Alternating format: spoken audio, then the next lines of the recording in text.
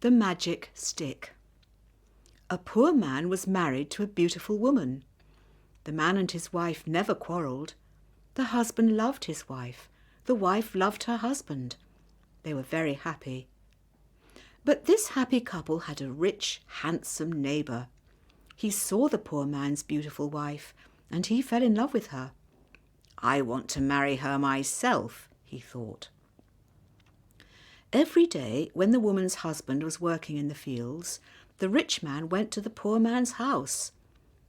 "You're a beautiful woman," he said to the poor man's wife, "but your clothes are old.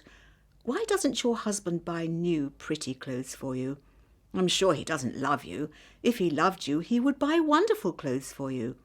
Divorce him and marry me. I will buy you beautiful new clothes, the best in the land. Then you will be the most beautiful woman in Ethiopia." At first the woman didn't listen to the rich man, but he came to her house every day, and every day he said the same things. At last she began to think, "Perhaps my neighbour is right. Why doesn't my husband buy beautiful new clothes for me? Perhaps he doesn't love me." That night she said to her husband, "Look at me, husband. My clothes are old and ugly. I want new ones. Buy me some new clothes." Her husband smiled at her. "You don't need new clothes," he said. "You're the most beautiful woman in the world to me." She was angry. "Don't you love me?" she said. "If you love me, buy me a new dress." Her husband loved his wife and he wanted to please her. "I have only a little money," he thought, "and I need a new plough. But I want my dear wife to be happy." So the next day he went to the market and he bought a new dress for his wife. He took it home to her and she put it on. "Thank you, my dear husband," she cried. "Now I know that you love me." When the rich man came to see her again, she was wearing her new dress. "You see," she said to him, "my husband loves me very much. He bought me this beautiful new dress." The rich man shook his head.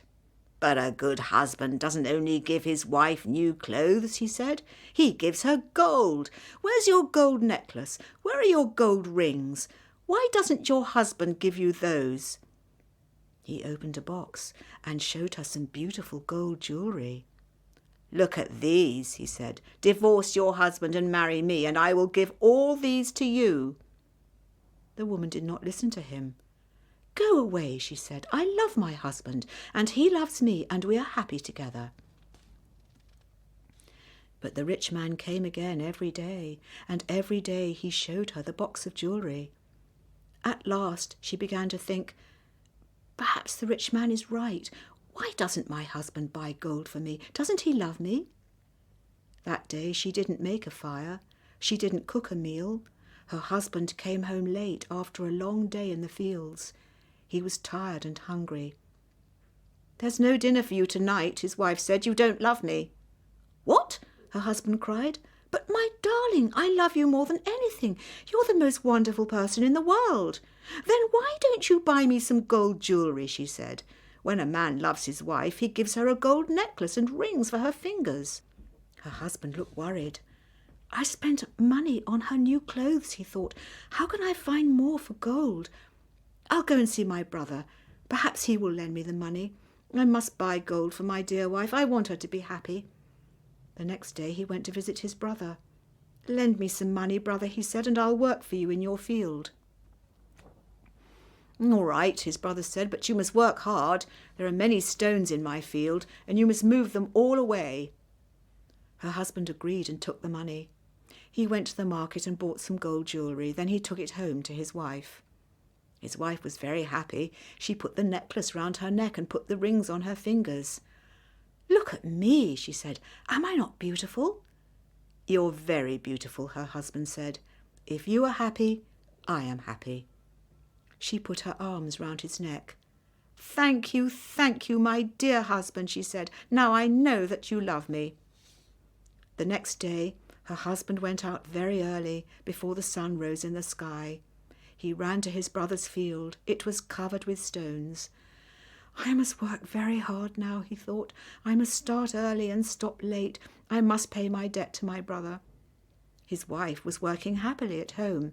I'll make a wonderful dinner for my husband tonight, she thought. He gives me wonderful presents. He works hard for me. I know that he loves me. Hello, a voice called out. Are you there? The woman went outside. Her rich neighbour was there. Oh, it's you, the woman said. Listen, neighbour, you were wrong about my husband. Yesterday he bought me this beautiful jewellery. He loves me very much, and I love him. I will not divorce him. I will not marry you. The rich man was worried.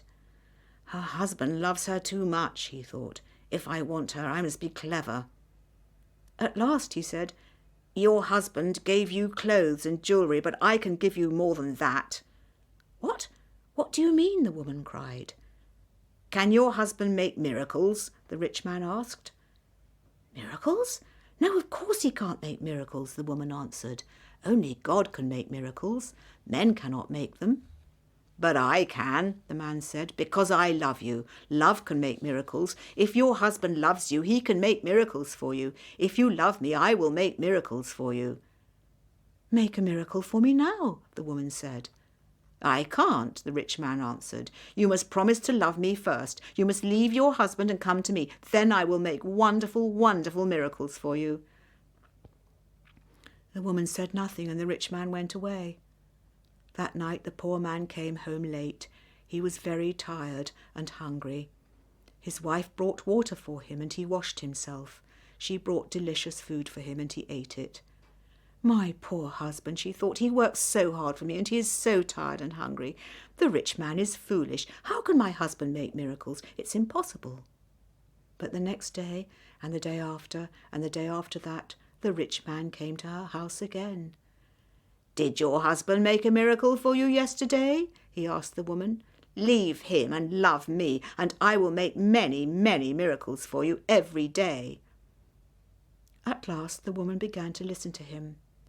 One day when her husband came home, she was sad. Wife, dear wife, what is wrong with you? Cried her husband. Are you sick? No, she said, I'm sad because you do not love me. What? Cried her husband. But you know that I love you. I bought you new clothes. I bought you gold jewellery. You're the most precious thing in the world to me. But you don't make miracles for me, his wife said.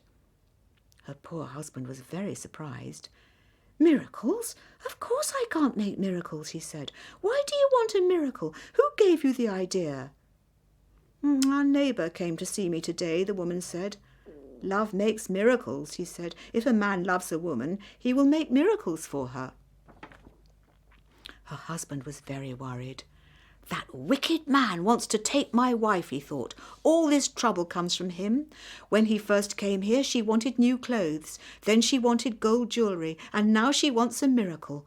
What can I do? If I don't make a miracle, perhaps my wife will leave me and marry him. The next day he went slowly to work in his brother's field. I must pray, he thought. Only God can help me now. He looked up to heaven. Oh, Lord God, he prayed, please help me to make a miracle. I love my wife and I want to keep her. Don't let this rich man take her from me. He worked all morning. He was moving stones from his brother's field. In the middle of the day he sat down under a tree to rest. A man was sitting there already. Who are you? The poor man asked. I am a wizard, answered the man, and I have a gift for you. Look, here are 2 sticks.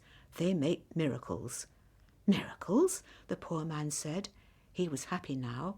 What kind of miracles? If you touch a person with the first stick, the wizard said, he will become a donkey. The poor man thought of the rich man and he smiled. A donkey, he said. That's very good. And if I touch him with the second stick, what will happen? He will become a man again, said the wizard. The poor man took the sticks and jumped up. Oh, thank you, my friend, he said. I prayed to God and he sent you to me. Now I can keep my wife and punish my enemy. He ran home. Wife, he called out, come here. I'm going to make a miracle. His wife came out of the house. A miracle, she said. What miracle? Look, said her husband. He touched her with the first stick. At once she became a donkey. She lifted her head and tried to speak, but she could not. Hee-haw, was all she could say. Her husband touched her with the other stick. At once she became a woman again. Husband, that's wonderful, she said. It's a real miracle. How did you do it? I prayed to God, her husband said, and he helped me. And now, wife, I am going to punish my enemy. Your enemy? Said his wife. Who is that? You know my enemy, her husband said. He was looking at her. He wasn't smiling now. It's the rich man, our neighbour. He comes to our house when I am working in the fields. He gives you bad ideas. Ask your husband for new clothes, he says. Ask him for gold jewellery. Ask him for a miracle. Am I right?